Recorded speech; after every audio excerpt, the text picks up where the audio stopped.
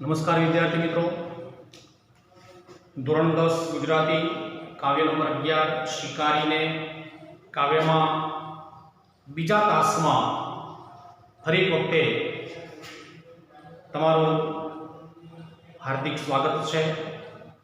આપણે કાવ્યને પરીક્ષાલક્ષીની સાથે સાથે જીવનલક્ષી પણ શીખવું છે અને એટલે ક્યાંક થોડીક વિસ્તારપૂર્વકની ચર્ચા તમારે ધ્યાનમાં લેવાની છે।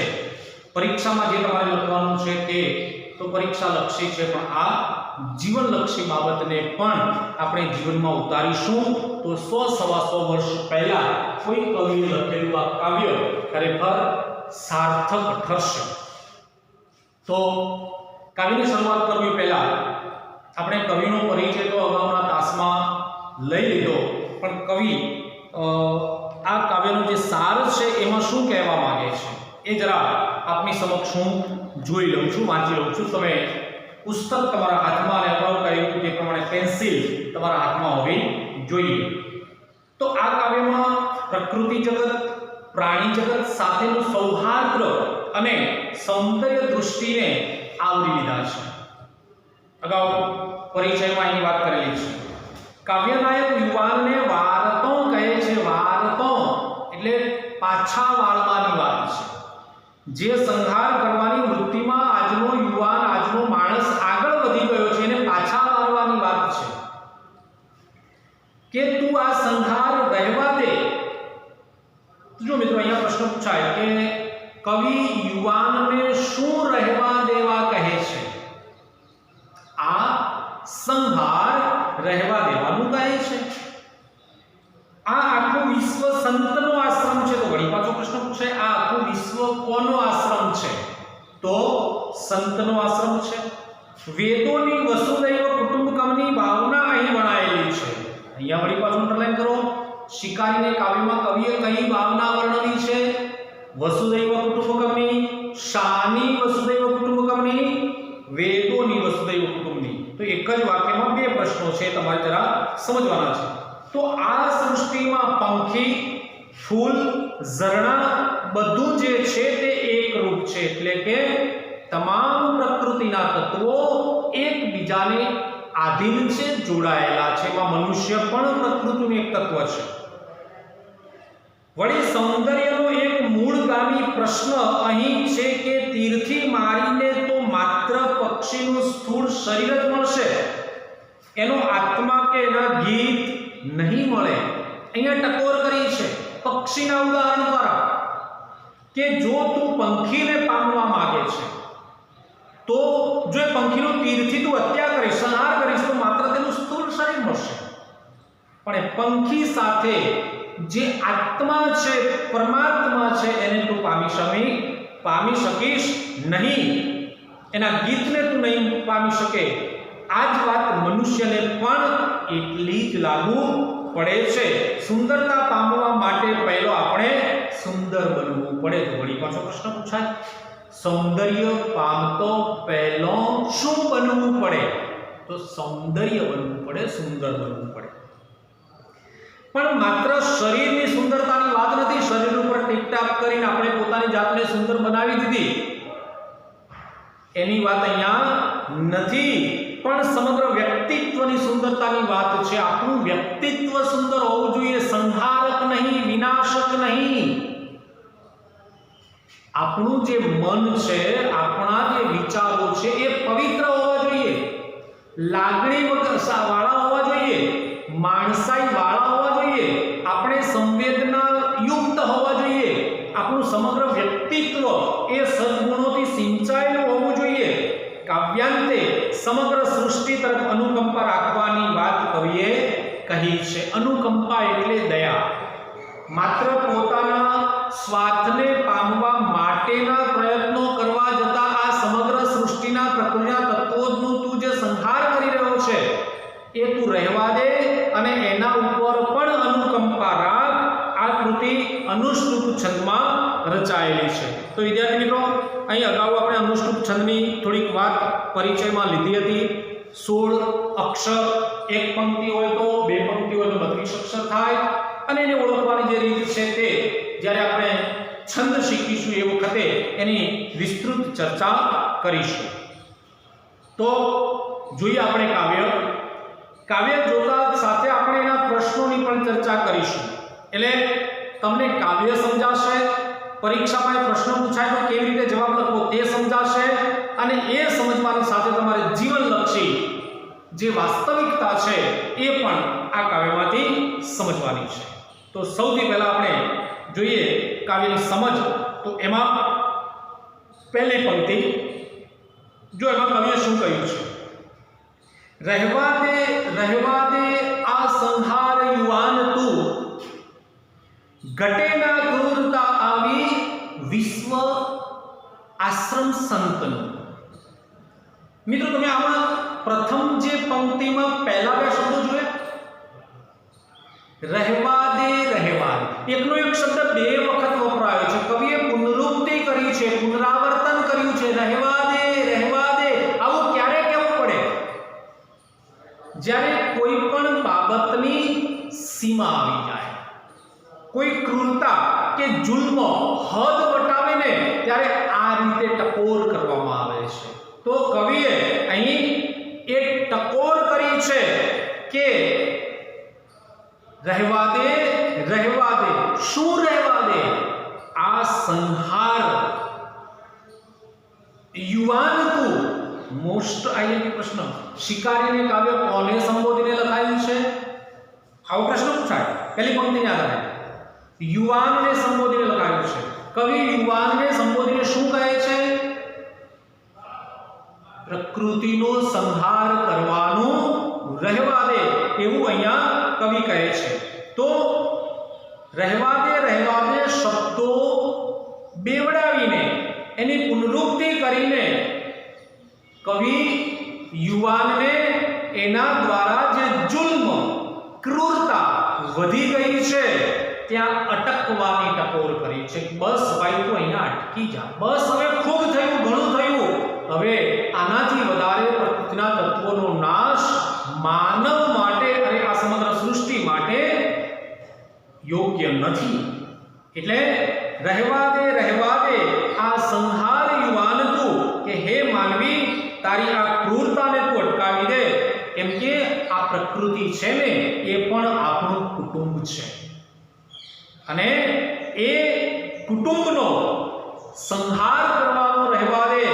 કેમ કે તું આ જે પ્રકૃતિના તત્વોનો સંહાર કરે છે ને એમાં તારી આ જે ક્રૂર દૃષ્ટિ છે, તારી આ સંહાર કરવાની વૃત્તિ છે, વિકૃતિ છે, એ યોગ્ય નથી. ઘટવું એટલે શોભવું, પણ ઘટે ના.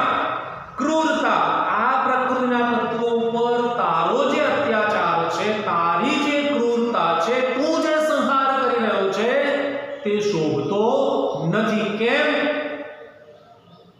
વિશ્વ આશ્રમ સંતનું આ આખું જે વિશ્વ છે ને એ સંતનો આશ્રમ છે, પરમાત્માનું સર્જન છે, અને તારું પણ સર્જન પરમાત્માએ કર્યું છે. તું પ્રકૃતિ સાથે જોડાયેલો છે, તું જો પ્રકૃતિનો સંહાર કરીશ તો તારું પણ એમાં પતન છે. માટે કવિ યુવાનને સંબોધીને કહે છે કે હે યુવાન, આ પ્રકૃતિના તત્વોનો સંહાર કરવાની તારી આ ક્રૂર દૃષ્ટિ તને શોભતી નથી. કેમ કે આ સમગ્ર વિશ્વ સંતનો આશ્રમ છે. તો ત્રણ પ્રશ્નો આ બે પંક્તિમાંથી પૂછાય મિત્રો કે કવિ કોને સંબોધીને કાવ્ય લખે છે, અથવા તો આ કાવ્યમાં કવિ કોને સંબોધન કરે છે. પછી બીજી બાબત, કવિ યુવાનને શું રહેવા દેવા કહે છે. અને ત્રીજો આ પ્રશ્ન, કવિ આ વિશ્વને કોનો આશ્રમ કહે છે? સંતનો. હવે જો મિત્રો બીજો એક બે ગુણનો પ્રશ્ન એવો પૂછાય કે કવિ યુવાનને સંહાર કરવાની કેમ ના પાડે છે? કવિ યુવાનને સંહાર કરવાની કેમ ના પાડે છે? તો આ બે ગુણનો પ્રશ્ન છે. તો ત્યાં કવિ યુવાનને સંહાર કરવાની એટલા માટે ના પાડે છે કે સમગ્ર વિશ્વ સંતનો આશ્રમ છે, અને આપણી આ જે સૃષ્ટિ છે, આપણી જે આ પૃથ્વી છે, આપણા જે સંસ્કારો છે એ વેદોની વસુધૈવ કુટુંબકમની ભાવનાથી જળવાયેલી છે, અને એ વેદોની કુટુંબકમની ભાવનાને જો આપણે જાળવવી છે તો હે માનવ, સંહાર કરવાની વૃત્તિથી ક્રૂર બનવાની તું આ તારી વૃત્તિને છોડી દે અને એમ સંતના આશ્રમને બચાવવા માટે અને આપણા વેદોની વસુધૈવ કુટુંબકમની જે ભાવના આપણા જીવનમાં વણાયેલી છે તેનું રક્ષણ કરવા માટે કવિ યુવાનને સંહાર કરવાની ના પાડે છે. પ્રથમ બે પંક્તિ સમજ્યા. હવે એના પછી આગળની જે પંક્તિ છે એનો આપણે ખ્યાલ આપવો પડે. પ્રશ્ન તમને કહ્યું કે આ વિશ્વ કોનો આશ્રમ છે, કે પ્રશ્ન એવો પૂછાય કે કવિ વિશ્વને શેની ઉપમા આપે છે. જો પ્રશ્નનો જવાબ એનો એક જ છે, પણ પૂછવાની રીત બદલાઈ જાય તો સંતના આશ્રમની ઉપમા આપે છે. બીજી પંક્તિ જોઈએ આપણે તો પંખીડા ફૂલડા રૂડા લતા ઝરણા તરુ ઘટેના ક્રૂર દૃષ્ટિ અહીં ત્યાં વિશ્વ સૌંદર્ય ઉમળું. જો મેં ઉમાશંકર જોશીની એક પંક્તિ મેં તમને શરૂઆતમાં કહી હતી કે વિશાળ જગ વિસ્તારે નથી એક જ માનવી, પશુ છે, પંખી છે, પુષ્પો, વનોની છે, વનસ્પતિ. આ સમગ્ર સૃષ્ટિ ઉપર એકલો મનુષ્ય જ વસતો નથી. આ પૃથ્વી એકલા મનુષ્યના બાપની નથી. કેમ? તો પશુ છે, પંખી છે, પુષ્પો, વનોની છે, વનસ્પતિ. કઈ આ ધરતી એકલા મનુષ્યના બાપની નથી. એના સિવાય પણ બીજા અનેક પ્રકૃતિના તત્વો છે અને એ પ્રકૃતિના તત્વો થકી આ સૃષ્ટિનું સૌંદર્ય છે.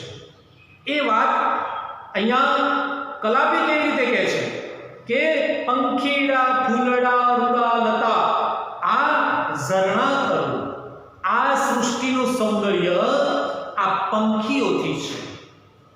કેવી રીતે? પંખીઓના મધુર ગીત કલરવરૂપી નાદ વિના આપણા જીવનમાં પણ આનંદ નથી. વસંત ઋતુ આવે કોયલ ટહુકે, એનો ટહુકો આપણને જે આનંદ આપે છે ને એ છે તો આનંદ છે. વસંત ઋતુ આવે અને સરસ મજાના ફૂલ ખીલેલા હોય, એ ફૂલની સુવાસ આપણને મળે છે ને તો આપણે આનંદિત છીએ, તો આપણે સુખી છીએ. તો ફૂલડા રૂડા ફૂલડા આ ફૂલને એની જે સુવાસ છે ને એ સુવાસથી આપણા જીવનમાં મીઠાશ છે. આપણે શું કરીએ છીએ? ફૂલડાને તોડી ભગવાનને ચડાવીએ. અરે ભાઈ, ભગવાને જ એનું સર્જન કર્યું છે, એ સૌંદર્ય માટે સર્જન કર્યું છે, એને તોડવાનું નથી. લતા એટલે વેલ, ઝાડ ઉપર ચડેલી. હવે એ લતા છે, એ વેલ છે ને તો જીવનમાં એના જેવી લીલક છે. એ પેલા કાંટાની સાથે પણ કેવી હળી મળી જાય છે. કવિ અહીંયા એમ કહે છે કે જીવનમાં સુખ અને દુઃખ બંને પ્રકારનું વાતાવરણ આવે, પણ એ લતાની જેમ આપણે પણ બધાની સાથે હળી વળી જવાનું છે. પછી કહ્યું કે ઝરણા. હવે મિત્રો જુઓ, અહીંયા એક વાત તમને કહેવાની છતાં કે પંખીના મધુર કલરવ છે તો જીવનમાં આનંદ છે. આ ફૂલની સુવાસ છે તો જીવનમાં મીઠાશ છે. આ લતા વેલની જે લીલક છે તો આપણા જીવનમાં સુખ છે, પ્રસન્નતા છે. તેમ આ ઝરણા છે તો પ્રકૃતિના તમામ તત્વોમાં પ્રાણ છે. જો એ ઝરણા સુકાઈ જશે તો આ પ્રકૃતિના તત્વો સુકાવા માંડશે, અને પ્રકૃતિના તત્વો સુકાવા માંડશે તો પ્રકૃતિ સાથે જોડાયેલો જે માણસ છે ને એ કેવી રીતે બચશે? તો મનુષ્ય પણ આ પ્રકૃતિના તત્વો સાથે જોડાયેલો છે ને એનું એક સૌંદર્ય જ છે. કવિ શું કહે છે? પ્રકૃતિના સૌંદર્યો શામાં છે? ફૂલડામાં, પશુઓમાં, પંખીઓમાં, ઝરણામાં, વૃક્ષોમાં. આ બધા જ પ્રકૃતિના તત્વોથી આ સૃષ્ટિ સુંદર છે અને આ સૃષ્ટિનું સૌંદર્ય ઉમળું છે, કોમળ છે. કવિએ બીજી પંક્તિમાં શું કહ્યું? ઘટેના ક્રૂર દૃષ્ટિ અહીં. હે મનુષ્ય, આ બધા જે પ્રકૃતિના તત્વો થકી તારા જીવનમાં સુખ છે, પ્રસન્નતા છે, આનંદ છે, એ પ્રકૃતિના તત્વો ઉપર તારા થકી થતી જે આ ક્રૂરતા છે એ તને બિલકુલ શોભતી નથી. કેમ? આ વિશ્વનું જે સૌંદર્ય છે તે કોમળું છે અને એ કોમળતાને, એ સુંદરતાને, એ સૌંદર્યનો જો તું સંહાર કરીશ તો તારા પગમાં જ તું કુહાડી મારી રહ્યો છે એમ કહેવું કદાચ ખોટું નથી. અને એટલે કવિ કહે છે કે હે મનુષ્ય, તું પ્રકૃતિના તત્વો ઉપર આધિપત્ય જમાવીને તારા સ્વાર્થને પોષવા માટે એની ઉપર જે ક્રૂરતા આચરી રહ્યો છે, જે સંહાર કરી રહ્યો છે, એ તને બિલકુલ શોભતું નથી, કેમ કે તું પણ પ્રકૃતિનું જ સર્જન છે અને એ પ્રકૃતિના સૌંદર્યને સંહારવાનું તને શોભતું નથી. માટે કવિ અહીં કાવ્યમાં સ્વાર્થને પોષવાની જગ્યાએ આ વિશ્વના કોમળા સૌંદર્યનું પોષણ કરવાનો સંદેશ અહીંયા આપણને આપે છે, એટલે પર્યાવરણની જાળવણીનો સંદેશ આપે છે. તો આ બધા જે પ્રકૃતિના તત્વો છે એના આધારે, આ પંક્તિને આધારે આપણને કવિ શું સમજાવે છે? પ્રકૃતિની જાળવણીનો સંદેશ આપે છે. પેલા વેલની જેમ એના હળી ભળી જવાની વાત કરે, જેમ લીલપ, ઉદારતા, માનવતા, પવિત્રતા જેવા સદગુણોનું સિંચન આપણામાં હોવું જોઈએ, તે આ પ્રકૃતિના તત્વો દ્વારા કવિ આપણને સમજાવે છે. તો મિત્રો, આ બે પંક્તિમાંથી કેવા પ્રશ્નો પૂછાય? એક ગુણના પ્રશ્ન પૂછાય કે વિશ્વનું સૌંદર્ય કેવું છે? પંક્તિ તમે વાંચો એટલે તમને એનો જવાબ મળી જાય, કુમળું છે. બીજું, શિકારીના હૃદયમાં શું શોભતું નથી? ઘટેના ક્રૂરતા આવી.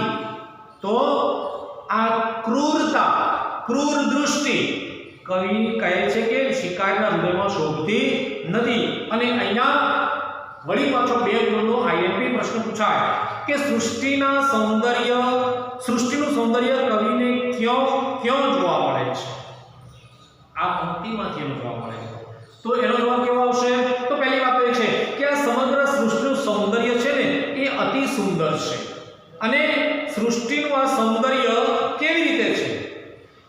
ખળખળ વહેતા ઝરણાથી છે, મીઠું ગીત ગાતા પંખીઓથી છે, લીલપ ધરાવતી લતાથી છે, પેલા વૃક્ષોથી છે. આ ઝરણામાં, લતામાં, પંખીઓમાં, વૃક્ષોમાં કવિને સુંદરતા જોવા મળે છે. અને એ સૃષ્ટિની જે સૌંદર્યની કોમળતા છે એ પ્રકૃતિના તત્વોમાં આપણને જોવા મળે છે. તે આપણે જો સાચવવી છે તો આપણામાં પણ સૌંદર્ય દૃષ્ટિ કેળવવી પડશે. આ વાત કવિ આપણને અહીંયા સમજાવે છે.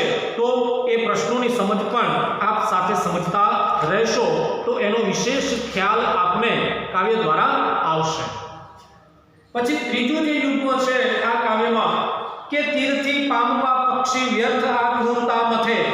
તીરથી પક્ષી તો નાના કિંતુ સ્થૂળ મળી શકે. બહુ મહત્વની વાત છે. કવિએ પક્ષીનું ઉદાહરણ આપ્યું છે. મેં અગાઉ પણ તમને કહ્યું હતું કે પક્ષી તો માત્ર ઉદાહરણ છે, પણ કવિના માનવ હૃદયના જે ભાવ છે તે અહીંયા વ્યક્ત કર્યા છે કે તીરથી પામવા પક્ષી વ્યર્થ આ ક્રૂરતા મથે. કે હે શિકારી, હે યુવાન, તું પક્ષીને પામવા મથે છે, પણ એને પામવાની તારી રીત યોગ્ય નથી, તારી ક્રૂરતા યોગ્ય નથી. તું કદાચ તીરથી એ પક્ષીને પામીશ, પક્ષીને તારો તીર વાગશે તો એ પક્ષીનું માત્ર અને માત્ર સ્થૂળ શરીર તને મળશે. એટલે શું કહ્યું? તીરથી પક્ષી તો નાના. તીરથી જો તું પક્ષીને પામવા માંગે છે તો તીરથી તને પક્ષી મળવાનું નથી. તો શું મળશે? તેનું માત્ર સ્થૂળ શરીર મળશે. સ્થૂળ નો વિરુદ્ધાર્થી થાય સૂક્ષ્મ. ધ્યાન રાખજો. અહીંયા કવિ આપણને જે સમજાવવા માંગે છે તે કે પક્ષીને તીર મારવાથી માત્ર તેનું સ્થૂળ શરીર જ મળશે. પક્ષીના ઉદાહરણ દ્વારા કવિ જીવનની વાસ્તવિકતા સમજાવે છે. હું થોડી અહીં આ બાબતને થોડી વિસ્તારથી તમારી સામે લેવા માંગુ છું. એમાં એક ઉદાહરણ એવું છે કે કોઈ સરસ મજાના છોડ ઉપર ગુલાબનું ફૂલ ખીલ્યું છે. અહીંયા ગુલાબનું ફૂલ એટલા માટે કે આપણને ગમે છે. તમામ તત્વોની વાત છે, તમામ ફૂલોની વાત છે. આ ગુલાબનું ફૂલ ખીલ્યું છે. હવે એ ગુલાબનું ફૂલ એ છોડ ઉપર હશે ત્યાં સુધીનું સૌંદર્ય કેવું હશે? એની સુવાસ કેવી હશે? મનુષ્ય ક્રૂર બનીને, સંહારક બનીને ગુલાબનું ફૂલ તોડી નાખે છે. જ્યાં તોડ્યું, એનો સંહાર કર્યો, એનું સૌંદર્ય ઘટી ગયું, એની સુવાસ ઘટી ગઈ. તો પક્ષીને તીરથી પામવા જતો એનું સ્થૂળ શરીર મળશે એમ કહીને કવિ એમ કહેવા માંગે છે કે પ્રકૃતિના જે સૌંદર્ય છે એને તારે પામવું છે ને, તો એ જે છે ને એને માણ, એને પામ, એને સંહાર કરીને નહીં, પેલા ફૂલને તોડવાથી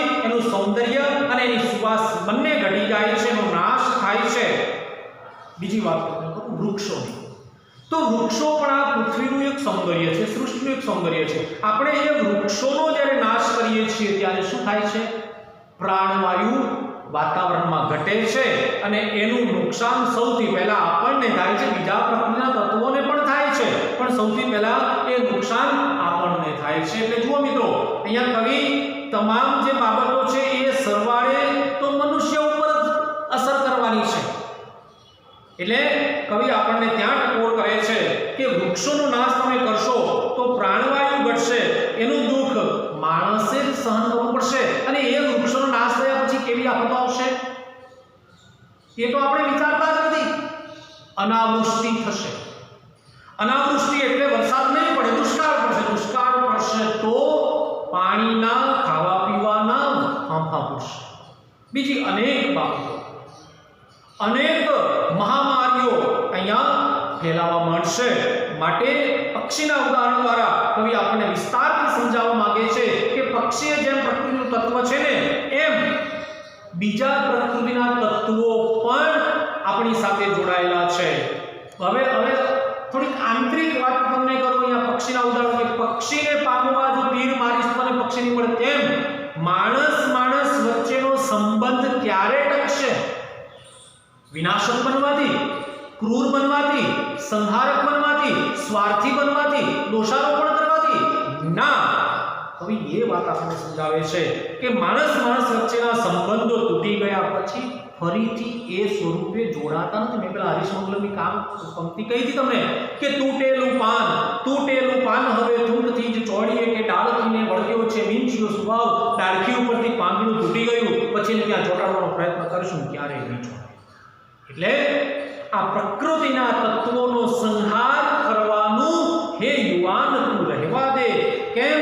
જેમ ફૂલ તોડવાથી માત્ર ફૂલ મળવાનું છે, સૌંદર્ય નથી મળવાનું. વૃક્ષો કાપવાથી માત્ર લાકડું મળવાનું છે. એ વૃક્ષનું જે સૌંદર્ય છે, વૃક્ષનો જે પ્રાણવાયુ આપવાનો જે ગુણધર્મ છે, નથી મળવાનો. માણસ વચ્ચેના સંબંધો તૂટી ગયા પછી એ ફરી પાછા એવા ને એવા વ્યવસ્થિત જિંદગી આપણે કે યોગ્ય નહીં બને. માટે કવિ કહે છે કે તીરથી પામવા પક્ષી વ્યર્થ કરતા નથી. વ્યર્થ સંધિ છૂટી પાડવાનું પૂછાય તો વી વત્તા અર્થ એવો એની સંધિ છૂટી પડે. તો અહીંયા કવિ આપણને એ સમજાવવા માંગે છે આ બે પંક્તિ દ્વારા કે પ્રકૃતિનો, પર્યાવરણનો, સંબંધોનો સંહાર કરવાની તારી જે આ પ્રણાલી છે ને વ્યર્થ છે. હે માનવ, જેમ પક્ષીને મારવાથી માત્ર તેનું સ્થૂળ શરીર જ તને મળવાનું છે, એમ સ્વાર્થને પોષવાનો તું પ્રયત્ન કરીશ તો તને દુઃખ જ મળવાનું છે. કેમ કે કહેવત છે ને કે જેવી દૃષ્ટિ તેવી સૃષ્ટિ. આપણે જેવા છીએ એવું જગત દેખાય, આપણા વિચારો જેવા છે એવા જગત વિશેના વિચારો આપણામાં આવે. જો આપણે સૌંદર્યમય હોઈશું તો આ જગત સૌંદર્યમય હશે, તો આપણે જગતને, એ પ્રકૃતિના તત્વોને નાશ કરવાનું, સંહાર કરવાનું આપણે ક્યારે વિચારીશું પણ નહીં. તો અહીંથી એક ગુણનો પ્રશ્ન એવો પૂછાય કે તીરથી મારીને પક્ષીનું કેવું શરીર મળે? તો સ્થૂળ શરીર મળે. આવો એક પ્રશ્ન એમાંથી પૂછાય. એના પછીની જે ચોથી પંક્તિ છે તે કે પક્ષીને પામવાને તો છાનો તું સુણ ગીતને, પક્ષી તેના પ્રભુ સાથે હૈયામાં મળશે તને. ખૂબ મહત્વની વાત કરી. જો અગાઉ શું કહ્યું કે તું તીરથી પક્ષીને મારીશ તો તને માત્ર અને માત્ર એ પંખીનું સ્થૂળ સ્વરૂપ જ મળશે, શરીર જ મળશે. તો હવે પંખીને કેવી રીતે પામી શકાય એનો જવાબ પણ કવિ આપે છે કે પક્ષીને પામવાને તો છાનો તું સુણ ગીતને. હવે ગુણનો પ્રશ્ન પૂછાય અહીંયા કે પંખીને પામવા કવિ શું કરવાનું કહે છે? તો એકાંત ખૂણે બેસીને સંતાઈને પંખીનું ગીત સાંભળવાનું કહે છે. જો તું એકાંત ખૂણામાં બેસીને પંખીનું ગીત સાંભળી તો એ ગીત સ્વરૂપે પંખી તને મળશે. બીજું શું કહ્યું કે પક્ષી તેના પ્રભુ સાથે હૈયામાં મળશે તને. જો પ્રશ્ન એવો બીજો કવિની દૃષ્ટિએ પક્ષી ક્યાં મળશે? પ્રભુના હૈયામાં. પેલું ગીત, પેલા પંખીમાં પરમાત્મા, આત્મા એ પરમાત્મા સ્વરૂપે વસે છે, એટલે પંખીમાં આત્મા વસે છે તો પંખીનું ગીત એ પરમાત્માનું ગીત છે.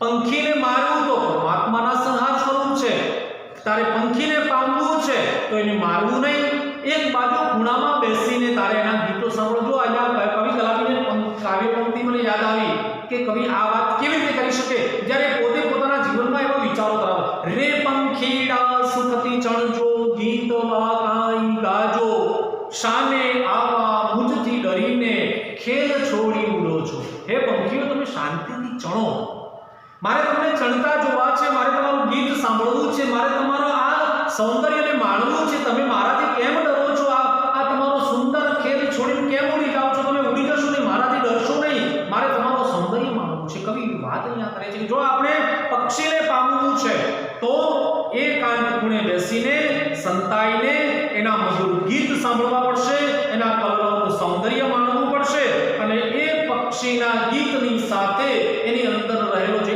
આત્મા છે એ આત્મા પણ આપણને મળશે, કેમ કે આત્મા એ જ પરમાત્મા તો આપણે જાણીએ છીએ. તો પક્ષીના આત્માને કવિએ પ્રભુનો આત્મા કહ્યો છે, અને પક્ષીના મધુર ગીત સાંભળવાથી પક્ષી તેના પ્રભુ સાથે પોતાના હૈયામાં મળશે. એટલે અહીંયા કવિ આપણને શું કે તમારે સુખી થવું છે, પ્રસન્ન થવું છે તો શું કોઈની હત્યા કરીને, કોઈનો સંહાર કરીને સુખી થવાશે? ના, સૌંદર્ય દ્રષ્ટિ કેળવીને, માત્ર જીવનમાં આવા સદભાવ સદગુણોનું સિંચન કરીને સ્વાર્થનો ત્યાગ કરીશું તો પ્રસન્નતા આપણને મળશે. અને માટે કવિ કહે છે કે જેમ પુષ્પ પર પેલા છોડ પર રહેલા પુષ્પને તોડવાથી માત્ર એ પુષ્પ જ મળશે ને સુવાસ અને સૌંદર્ય આપણને મળવાના નથી. વૃક્ષો, નદીઓ, ઝરણા, લતા આ બધાનો સંહાર કરવાથી પ્રકૃતિનું સૌંદર્ય હણાઈ જશે તો આપણને સુખ કે પ્રસન્નતા મળવાની નથી. અને માટે પક્ષીના ઉદાહરણ દ્વારા કવિ એમ કહે છે કે પક્ષીના ગીતમાં પ્રભુનો વાસ છે, અને વેદોની વસુધૈવ કુટુંબકમની ભાવના કે એ પક્ષીને હણવાનું નથી, એની પાસે બેસવાનું છે, એના ગીતને સાંભળવાનું છે, એનું રક્ષણ કરવાનું છે, અને તો આપણને એ પક્ષી એના હૈયામાં જે પ્રભુ વસે છે એ પ્રભુ સાથે આપણને પ્રાપ્ત થશે. તો ખૂબ મહત્વની વાત છે. અને અહીંયા મોસ્ટ આઈએમપી 2 ગુણનો પ્રશ્ન આ કાવ્ય પંક્તિને આધારે પૂછાઈ શકે. એ પ્રશ્ન એવો છે કે પક્ષીને પામવા કવિ શું કરવાનું કહે છે? તો પહેલા શું કહ્યું કે પક્ષીને પામવા માટે કવિ તેને તીરથી ન મારવાની સલાહ આપે છે, કેમ કે તેમ કરવાથી તો માત્ર પક્ષીનું સ્થૂળ શરીર જ મળશે, પણ જો તારે પક્ષીને પામવું છે તો એકાંત ખૂણે સંતાઈને બેસીને એ પંખીનું મધુર ગીત સાંભળવું પડશે, એ પક્ષીના મધુર કલરવનું સૌંદર્ય માણવું પડશે, કેમ કે એ પક્ષી તને એના આત્મા સાથે પ્રભુના હૈયામાં એ તને મળશે. પ્રભુનો વાસ એ પંખીના ગીતમાં છે તો એ પ્રભુનો આત્મા તને મળશે, અને એમ તેના પ્રભુ સાથે એ પંખી પણ પછી તારા હૈયામાં વાસ કરશે કે તને એ પંખી એ રીતે મળશે. એનો નાશ નથી કરવાનો, એકાંત ખૂણે બેસીને એના ગીતને સાંભળવાનું છે, એના સૌંદર્યને માણવાનું છે, એના કલરવને સાંભળવાનું છે, અને તો પંખી સાથે પ્રભુના હૈયામાં આપણો પણ વાસ, પ્રભુનો હૈયાનો વાસ આપણામાં થશે. એવો એક શ્રેષ્ઠ ખ્યાલ સંહાર વૃત્તિને છોડવાની વાત જે છે, વસુધૈવ કુટુંબકમની ભાવનાનો સંદેશ અહીંયાથી આપણને મળે છે. મિત્રો, એના પછીની જે પંક્તિ છે ને તો આ કાવ્યનું ભાગ છે. સૌંદર્યો વેડફી દેતો નાના સુંદરતા મળે, સૌંદર્યો પામતા પહેલા સૌંદર્ય બનવું પડે. પહેલી વાત, આ પંક્તિ પરીક્ષામાં અર્થ વિસ્તારમાં પૂછાઈ શકે, એટલે હું થોડી વિસ્તૃત ચર્ચા કરીશ. વિસ્તૃત ચર્ચા કરું એ પહેલા એના પ્રશ્નોની ચર્ચા કરું, પછી શું છે તમે પ્રશ્નો સમજી લો પછી ચર્ચા સાંભળો. તો પહેલી વાત તો એ કે અર્થ વિસ્તાર પૂછાય. બીજી વાત કે સૌંદર્ય વેડફી દેતા શું મળતું નથી, તો પંક્તિ વાંચો. સૌંદર્ય વેડફી દેતા નાના સુંદરતા મળે, શું મળતું નથી? સુંદરતા મળતી નથી. પછી સૌંદર્ય પામતો પહેલો શું બનવું પડે, તો બીજી પંક્તિ વાંચો. સૌંદર્ય પામતો પહેલો સૌંદર્ય બનવું પડે, તો શું બનવું પડે? સૌંદર્ય બનવું પડે. આ જવાબ તમને સમજાઈ ગયા? હવે મહત્વની વાત એ છે, પહેલો શબ્દ વાંચો મિત્રો કાવ્યમાં, આ પંક્તિનો સૌંદર્યો બહુવચન છે. અહીંયા કોઈ પક્ષી માત્રની વાત નથી, પ્રકૃતિના તમામ તત્વોની વાત છે. એટલે ત્યાં કવિએ જાણી જોઈને શબ્દ વાપર્યો છે, બહુવચનમાં વાપર્યો છે, સૌંદર્યો કહ્યું છે. મિત્રો એ જોડણીની વાત તમને કરી લઉં. સૌંદર્ય જો તમે અનુસ્વાર કરી લખો છો તો પણ સાચું છે, અનુસ્વાર ન પણ જગ્યાએ અહીંયા દ સાથે ન જોડો, આ બંને સાચા છે. ધ્યાન રાખો. તો અહીંયા બહુવચનનો ઉપયોગ એટલા માટે કવિએ કર્યો છે કે પ્રકૃતિના તમામ તત્વોને એમાં આવરી લીધા છે. એટલે પ્રકૃતિના જે તમામ સૌંદર્યોનો સંહાર કરવાથી, એને વેડફી દેવાથી આપણને સુંદરતા મળવાની નથી, પણ સૃષ્ટિ પરના તમામ તત્વોમાં જે કોમળતા સ્વરૂપે રહેલું જે સૌંદર્ય છે, આખું વિશ્વમાં જે પૂર્ણ સૌંદર્ય રહેલું છે, તેને જો આપણે પામવું છે તો આપણે સૌંદર્ય બનવું પડશે. એટલે શું ટાપટીપ કરવાની?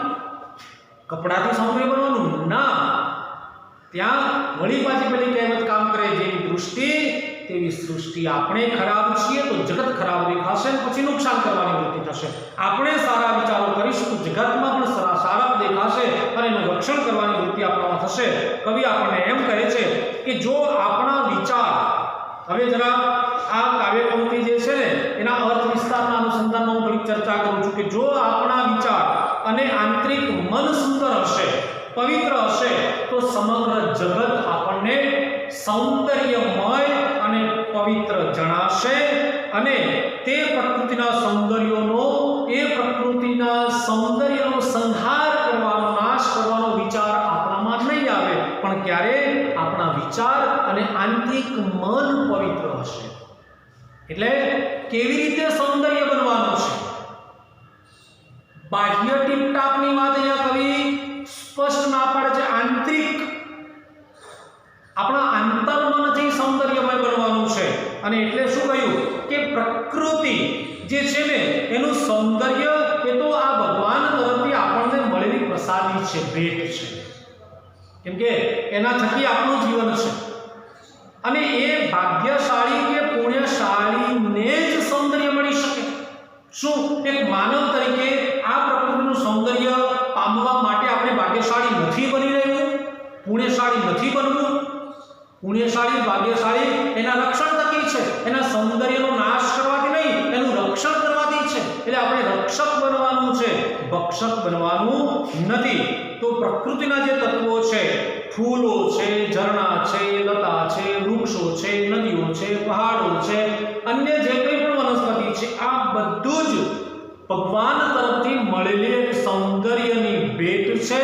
અને એ માનતા આપણને આવડવું જોઈએ. જો એ આપણે માનવું છે તો ક્રૂરતા અને જે જુલ્મ છે ને એ દૃષ્ટિ આપણે કાઢવી પડશે ને છોડવી પડશે. એ મનુષ્યતાને શોભતી નથી.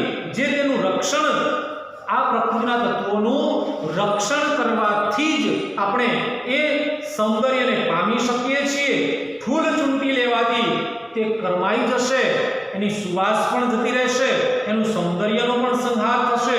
માટે આપણે સૌંદર્યમય બનીશું તો જ સુંદરતાને પામી શકીશું. એટલે આ જગતનું જે સૌંદર્ય છે એને જો આપણે બચાવવું છે તો હે મનુષ્ય, તારી આ જે ક્રૂરતા છે એને છોડ અને તું આંતરિક મનથી સુંદર બન. તારા આંતરિક મનમાં સૌંદર્ય લાવ અને તો જ તું આ જગતને સૌંદર્યમય રીતે પામી શકીશ. તો મહત્વની વાત આ બે પંક્તિમાંથી આપણને મળે છે કે આપણે શું કરીશું તો પ્રકૃતિના તત્વોની સુંદરતાને માણી શકીશું. તો પહેલી વાત, આપણે સંહારક, વિનાશક, ક્રૂર, જુલ્મ આ બધી બાબતોને છોડવી પડશે અને સૌંદર્ય બનવું પડશે, આત્મીયતા કેળવવી પડશે, આપણા મનમાં પવિત્રતા લાવવી પડશે, સંકોચિતતા છોડવી પડશે. આવી અનેક બાબતો, સદગુણો લાવવા પડશે. આવી અનેક બાબતો થકી આપણે આ પ્રકૃતિના સૌંદર્યને માણી શકીશું. એના પછી જે વાત કવિ આપણને સમજાવવા માંગે છે તો કંઈક વિશિષ્ટ છે મિત્રો, કે સૌંદર્ય ખેલવું એ તો પ્રભુનો ઉપયોગ છે, પોષવું, પૂજવું એનો ઉપભોગ છે. હવે આ ઉપયોગ અને ઉપભોગ આ બે શબ્દોને જો સમજીશું ને તો જ કવિ આપણને જે સમજાવવા માંગે છે તે સમજાશે. તો અહીંયા ઉપયોગ એટલે શું? તો પરમાત્મા દ્વારા પ્રકૃતિના તત્વોનું જે સૌંદર્યમય સર્જન થયું છે તેનો નાશ કરવો, તેની સાથે ખેલવું એ ઉપયોગ છે. સમજો, પ્રકૃતિના તત્વોનો નાશ કરવો, એની સાથે ખિલવાડ કરવી, એ તો પ્રભુએ જે સર્જન કર્યું છે એનો આપણે ઉપયોગ કરીએ છીએ. એટલે પ્રકૃતિના જે સુંદર તત્વો છે એનો સંહાર કરવાથી જો મનુષ્ય તને જ નુકસાન થાય છે, કેમ કે પ્રકૃતિમાં પરમાત્મા બિરાજમાન છે, અને તો પરમાત્મા રૂપી સૌંદર્ય સાથે તું જો આ રીતે ખિલવાડ કરીશ, એના પૂર્ણ સૌંદર્યનો તું નાશ કરીશ, તો તું પરમાત્માનો ઉપયોગ કરે છે એવી સ્પષ્ટતા કવિ આપણને અહીંયા કરે છે કે હે માણસ, સૌંદર્ય ખેલવું એ તો પ્રભુનો ઉપયોગ છે. પ્રભુએ જે સર્જન કર્યું છે એ પ્રભુ દ્વારા સર્જન થયેલા આ સૌંદર્યની સાથે તું ખેલ કરે છે, તું પ્રપંચ કરે છે, તું દગો કરે છે, તું છળ કપટ કરે છે. અને પ્રભુ ત્યાં કોઈ કવિને કહ્યું કે હે ભગવાન, તારા બનાવેલા આજે તને બનાવી જાય છે. તો આ ક્રૂરતા છોડવાની વાત કવિ કરે છે.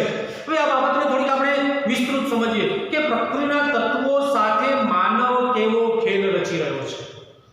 આ જે કોઈ પણ પ્રકૃતિના તત્વો છે એની સાથે આપણે કેવો ખેલ કરી રહ્યા છીએ.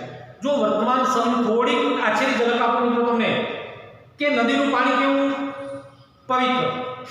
હવે એ નદીના પવિત્ર પાણીમાં માણસે શું કર્યું? પોતાના ઘરની ગટરનું ભૂંગળું જોડ્યું, પોતાનો જે ઔદ્યોગિક એકમ સ્થાપ્યો છે એની કેમિકલનું ફેક્ટર, જે કેમિકલ વાળું જે ફેક્ટરનું પાણી છે એ ભૂંગળું આ નદીમાં છોડ્યું, પોતાના આસપાસનો, પોતાના ઘરનો, પોતાની શેરીનો કચરો એ નદીમાં નાખ્યો. પ્લાસ્ટિકનું પ્રદૂષણ તો આપણને કઈ જગ્યાએ જઈને ખલાસ કરી નાખશે એનો વિચાર સુદ્ધા આપણે કરતા નથી. તો પ્રકૃતિનું સૌંદર્ય છે નદી, ઝરણા, અને એના ઉપર આપણે અત્યાચાર કરીએ છીએ, એનો સંહાર કરવા લાગ્યા છીએ. એટલે એમાં ગટરનું ગંદુ પાણી નાખતો, એમાં આપણે કચરો નાખતો કે એને દૂષિત કરતો, સરવાળે એનો સંહાર કરી રહ્યા છીએ. પંક્તિ શી હતી કે સૌંદર્ય ખેલવું એ તો પ્રભુનો ઉપયોગ છે. આપણે આ સૌંદર્ય સાથે ખિલવાડ કરી રહ્યા છીએ. મિત્રો, જાગવાની જરૂર છે. અહીંયા આ કાવ્ય અહીંયા મૂકવાનું કારણ છે કે કુમળા છોડને વાળીએ ત્યાં મળે. આજે તમારા મનમાં જો આ વિચારો સ્પષ્ટ બનશે કે મારા થકી આ અત્યાચાર પ્રકૃતિના તત્વો પર ન થવો જોઈએ, અને તમે થોડું પણ બચાવશો, કોઈ વૃક્ષ નીચે ઊભા હો અને પાંદડા નીચે હોય અને તમે એને તોડી નાખો છો, ત્યારે પણ એ વૃક્ષ ઉપર તમે અત્યાચાર કરો છો. તમને મળતા ઓક્સિજનનો ઘટાડો કર્યો છે તમે, તો ત્યાં વૃક્ષ નીચે ઊભા હોઈએ તો એ વૃક્ષનો પણ સંહાર આપણે નહીં કરવો જોઈએ. બીજી એક વાત તમને કહું અહીંયા નદીની સાથે સાથે કે વિકાસની દોટ આપણે એવી ભરી છે કે વિકાસની દોટમાં આપણે વિકારી બની ગયા છીએ. ઔદ્યોગિક એકમોનું જે પ્રદૂષિત હવા છે, ધુમાડો, એ આપણે વાતાવરણમાં ફેલાવીને હવાને પ્રદૂષિત કરી છે. આપણા સ્વાસ્થ્ય સાથે, પ્રકૃતિના તત્વોના સૌંદર્ય સાથે પણ આપણે ચેડા કર્યા છે. કેમિકલ વાળું જે પાણી છે એ જમીનને નુકસાન કરે છે, બંજર બનાવી દે છે, બિનઉપદ્રવી બનાવી દે છે. છતાં આ માણસ જાણે છે, કેમ કે બુદ્ધિજીવી પ્રાણી છે, અને છતાં એ અટકતો નથી, અને એમાં માત્ર અને માત્ર એનો સ્વાર્થ રહેલો છે. જંતુનાશક દવાઓ, રાસાયણિક ખાતરો આપણે આપણા ખેતરમાં નાખીએ છીએ. મિત્રો, આજે જે શાકભાજી આવે છે આપણા ઘરે, એ કેટલી બધી ઝેરયુક્ત છે એ આપણે જાણતા નથી, અને એ જ અસર આજે મનુષ્યને કેન્સર સ્વરૂપે ભેટ મળી છે. આ પ્રકૃતિના તત્વોનું રક્ષણ આપણે કરતા નથી ને, એની આ ભેટ પ્રકૃતિ આપણને આપી છે. અને આજે જ્યાં જોઈએ ત્યાં કેન્સરના દર્દીઓ ઉભરાઈ રહ્યા છે. એનું કારણ છે મનુષ્યએ પ્રકૃતિ ઉપર કરેલો અત્યાચાર. અહીંયા જંતુનાશક દવાઓ કે રાસાયણિક ખાતરો એ પેલા માત્ર જીવજંતુઓને જ નહીં, પ્રકૃતિના સૌંદર્યને જ નહીં, આપણને પણ પારાવાર નુકસાન કરે છે. અને ત્રીજી વાત મિત્રો તમારી સામે કહું તો, વૃક્ષો કાપીને આપણે ધરતી માતાને બંજર બનાવી રહ્યા છે. જે આપણી માતા છે, જેને કંઈક આપવાનું હોય એનું આપણે બધું સંહાર કરીને પડાવી લીધું છે, અને એને વિચારીને આમ જેને કહીએ ને કે દુખી કરી નાખ્યું છે. તો અહીંયા જે પ્રકૃતિના સૌંદર્યો છે એનો સંહાર કરવો એ પ્રભુનો ઉપયોગ છે. એટલે પ્રશ્ન એવો પૂછાય કે સૌંદર્ય સાથે ખેલવું એ શું છે? પ્રભુનો ઉપયોગ છે અને સૌંદર્યને પૂજવું પોષવું એ શું છે તો પ્રભુનો ઉપભોગ છે. તો ઉપયોગ એટલે પ્રકૃતિના સૌંદર્યનો તત્વોનો સંહાર નાશ વિનાશ. તો ઉપભોગ એટલે શું? તો ત્યાં કવિ કહે છે કે આ ઉપભોગ એટલે સુંદરતાને સાચવવાની દૃષ્ટિ. હવે આપણે કેવી રીતે આ પ્રકૃતિના તત્વોને સાચવીએ છીએ અથવા તો સાચવી શકીએ? તો જો આપણી જે સંસ્કૃતિ છે ને વિદ્યાર્થી, મેં તમને શરૂઆતમાં કહ્યું કે આપણે સંસ્કૃતિનો પણ સંહાર કરી રહ્યા છીએ પાશ્ચાત્ય સંસ્કૃતિનું આગળનું અનુકરણ કરીને. આપણા ઘરના આંગણામાં તુલસીનો છોડ કેમ વાવીએ છીએ? મિત્રો, તુલસીના છોડમાંથી આપણને ઔષધીય તત્વો મળે છે, પ્રાણવાયુ મળે છે અને સાથે સાથે પરમાત્મા એ તુલસીમાં વસેલો છે તેની પૂજા પણ કરીએ છીએ. તો એનું પૂજવું, એનું પૂજન કરીએ છીએ. પૂજન કરવા માટેનું રક્ષણ કરીશું તો એ સૌંદર્યને સાચવવાની દૃષ્ટિ એટલે ઉપભોગ. બીજું, વટ સાવિત્રીના વટની મેં શરૂઆતમાં વાત કરી એને પેલી સ્ત્રીઓ ચારે બાજુ સૂતરનો તાંતણો બાંધે છે. એ સૂતરનો તાંતણો બાંધવા દ્વારા આપણી સંસ્કૃતિ એમ સમજાવે છે કે એ વડનું આપણે રક્ષણ કરવાનું છે, પ્રકૃતિનું તત્વ છે એનું આપણે રક્ષણ કરવાનું છે. તો આમ આપણે આપણી સંસ્કૃતિ પ્રમાણે અનેક જે પ્રકૃતિના તત્વો છે, વૃક્ષો છે એનું રક્ષણ કરીએ છીએ. જો અત્યારે શ્રાદ્ધ ચાલે છે તો પેલા કાગડાને આપણે શ્રાદ્ધ નાખીએ છીએ આપણા વડવાને યાદ કરીને. તો એ કાગડાઓને બચાવવાનું કામ છે, કેમ કે કાગડાઓ છે એ આ ધરતી ઉપરના એક જેને સફાઈ કામદાર છે, એક સફાઈ કામદાર નામનું પંખીનું ગીત જે આજે કદાચ જોવાય નથી મળતું, નામશેષ થવાને આવે છે. વગર પૈસે એ આ સૃષ્ટિને, આ પૃથ્વીના સૌંદર્યને સાચવવા માટે જે ગંદકી છે ને એને દૂર કરતું હતું. આપણે કેમિકલ યુક્ત ખોરાકમાં ઝેર ભેળવીને પેલા પશુઓને ખવડાવીએ છીએ, પશુઓને એ લોકો એની ગંદકીને દૂર કરવા જતા એમનો પણ નાશ થયો છે. એટલે આપણે પરોક્ષ રીતે પણ તે સફાઈ કામદારોનો નાશ કરી રહ્યા છીએ. માટે કવિ કહે છે કે આપણે આ પ્રકૃતિના તત્વોની પૂજા કરવી જોઈએ, તેનું પોષણ કરવું જોઈએ, તો જ પ્રભુનો ઉપભોગ કરવા બરાબર છે. ફરી કહું છું કે પ્રભુનો ઉપભોગ એટલે સુંદરતાને સાચવવાની દૃષ્ટિ.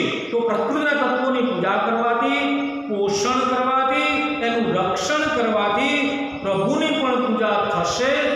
તો જ સાચા અર્થમાં પ્રભુનો આપણે ઉપભોગ કરીએ છીએ તેમ કહેવાશે. બહુ મહત્વની વાત છે મિત્રો. અહીંયા આત્મામાં પરમાત્મા, જીવ એ શિવ, તો પ્રકૃતિ પણ જીવ છે, એમાં પણ પરમાત્મા વસેલો છે. એનો નાશ કરીશું તો પરમાત્માનો નાશ થશે. માટે પરમાત્માનો ઉપયોગ નથી કરવાનો, પ્રભુનો ઉપયોગ નથી કરવાનો. કવિ કહે છે કે પ્રભુનો ઉપભોગ કરો, એનું સૌંદર્ય સાચવો અને એના માટે આપણે આપણી આ સંહારક ક્રૂરતા છે એને ત્યજવી પડશે. સરવાળે તો કવિ ત્યાં જ આવે છે, હે યુવાન, તું પ્રકૃતિના તત્વોનો સંહાર કરવાનો રહેવા દે. છેલ્લે કવિ બે પંક્તિમાં ફરી પહેલી પંક્તિ વળી પાછી ત્યાં રિપીટ કરી છે. આખી પંક્તિનું પુનરાવર્તન કર્યું કે રહેવા દે આ સંહાર યુવાન. પહેલી પંક્તિ પણ એ જ છે. ફરી પાછું રહેવા દે. આટલું કયા પછી પણ મનુષ્ય તું સમજતો કેમ નથી? ભાઈ તું રહેવા દે, તને આ શોભતું નથી. આ પ્રકૃતિના તત્વોનો સંહાર કરે છે, તું પ્રભુનો સંહાર કરે છે, પ્રભુનો ઉપયોગ કરે છે, પ્રભુ સાથે તું ખેલ કરે છે, એ તને નુકસાનકારક બનવાનું છે. બધે છે આર્દ્રતા છાઈ, તેમાં કંઈ બળવું બળવું. અહીંયા આ એક પ્રશ્ન પૂછાય કે બધે છે આર્દ્રતા છાઈ, તેમાં કંઈ બળવું બળવું એટલે શું? તો સૌ પ્રત્યે અનુકંપા દાખવવી. આર્દ્રતા એટલે શું? આર્દ્રતા એટલે વિનાશ, મૃદુતા, કોમળતા જેને કહીએ આપણે. અને આર્દ્ર મૃદુતા શુષ્ક. તો કવિ અહીંયા શું કહે છે કે પ્રથમ પંક્તિ બેવડીને કવિએ કહ્યું છે કે આખા જગતના પ્રકૃતિના તત્વો બધા એકબીજાની સાથે જોડાયેલા છે, બધા એકબીજાની સાથે કોમળતાથી જોડાયેલા છે, મૃદુતાથી જોડાયેલા છે, મૃદુતાથી જોડાયેલા છે. તો તું કેમ એનો સંહાર કરે છે? એ તને શોભતું નથી. તારે તો એ પ્રકૃતિના તત્વો સાથે આર્દ્રતા રાખવાની છે, એની સાથે અનુકંપા દાખવવાની છે. એટલે કવિ કહે છે કે સંવેદનશીલતા, લાગણીશીલતા, મમત્વ, વિનાશ, મૃદુતા, કોમળતા, આ બધા જ જે તત્વો છે સૌંદર્યમય વિચારો છે એ તારામાં હોવા જોઈએ. આ બધા તત્વોથી પ્રકૃતિ સૌંદર્ય છે, તો તારામાં આ સંવેદનશીલતા હશે, મૃદુતા હશે, કોમળતા હશે, તો તું એ પ્રકૃતિના તત્વોના સૌંદર્યને પણ પામી શકીશ. અને માટે કવિ કહે છે કે આપણા જીવનમાં પણ આ આર્દ્રતા હોવી જોઈએ, માત્ર આપણા વ્યક્તિગત સ્વાર્થ માટે નહીં, પ્રકૃતિના તમામ તત્વો માટે. અને એટલે કવિ અહીંયા કહે છે કે સમગ્ર વિશ્વને સંતનો આશ્રમ કયો છે, સમગ્ર વિશ્વમાં પૂર્ણ સૌંદર્ય વસેલું છે, એમ કહીને પ્રકૃતિના તત્વો સાથે હળી મળીને રહેવાની વાત કરતા વેદોની વસુધૈવ કુટુંબકમની ભાવનાનો સંદેશ અહીંયા કવિ આપ્યો છે. અને એટલે કવિ અહીંયા વળી પાછી પેલી પંક્તિ યાદ દેવડાવું કે જીવતરનો સાથી છે સર્જન અમારો, નહીં મોતના હાથા થઈએ. મિત્રો, આજથી આપણે નક્કી કરીએ કવિતાને આપણે એવી રીતે સમજીએ કે મારા થકી, આપણા થકી હવે પ્રકૃતિના સૌંદર્યનો સંહાર નહીં થાય. આ જીવનલક્ષી કેળવણી છે. તો સર્જનહારે કરેલા સર્જનનો સંહાર કરવાવાળા મોતના હાથા આપણે બનવાનું નથી. આપણે તો જીવો અને જીવવા દોનો જે સૂત્ર છે એને આપણા જીવનમાં અમલ કરવાનું. આપણે સુખેથી જીવવું છે તો પ્રકૃતિના સૌંદર્યને આપણે સુખેથી જીવાડવું જ પડશે, બચાવવું જ પડશે, રક્ષણ કરવું જ પડશે. એના તરફ તારી જે ક્રૂર દ્રષ્ટિ છે હે યુવાન તને શોભતી નથી. આમ આ સમગ્ર કાવ્યમાં કવિ આપણને પ્રકૃતિનું રક્ષણ કરવાની, પર્યાવરણની જાળવણીનો, પછી જેને કહીએ કે વસુધૈવ કુટુંબકમની ભાવનાનો, સંવેદનશીલતાનો સંદેશ આપે છે કે આ રીતેનું જીવન જો આપણે આ પ્રકૃતિ સાથે રહીને જીવીશું તો સાચા અર્થમાં આપણે એ સૌંદર્યને માણી શકીશું, પામી શકીશું, સુખી થઈ શકીશું, પ્રસન્ન થઈ શકીશું. મિત્રો, હું માનું ત્યાં સુધી કાવ્યનો જે મૂળ અર્થ હતો એ તમે સમજ્યા હશો અને એમાંથી તમે જીવનલક્ષી શિક્ષણ પણ મેળવ્યું હશે. હવે આપણે થોડોક સ્વાધ્યાયની વાત ફરી વખત તમને કરી લઉં કે આ રીતે 2 ગુણના જે પ્રશ્નો તમે લખો એને 4 બાબતો લખીને પછી એના જવાબને લખવાનો, એને નીચે અંડરલાઇન કરવાની છે. એ પ્રમાણે જ્યારે તમે 4 ગુણનો પ્રશ્ન લખો છો ત્યારે આ 4 બાબતો લખશો, આ વિશેષ જે છે તે તમે લખશો અને પછી આ પ્રશ્નના જવાબને આ રીતે સુંદર બનાવશો.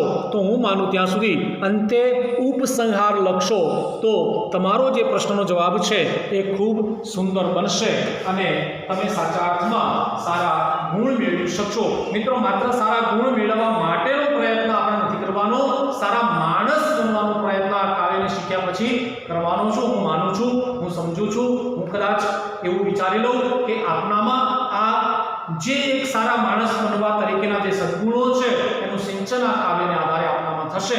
મારો આ વિડીયો જો આપને ગમ્યો હોય તો સબસ્ક્રાઇબ કરશો, એને લાઈક કરશો અને યોગ્ય લાગે તો તમારા મિત્રોને શેર પણ કરશો. કેમ કે આપ જાણો છો મારું છેલ્લું વાક્ય હોય છે વિદ્યાદાન મહાદાન. અસ્તુ.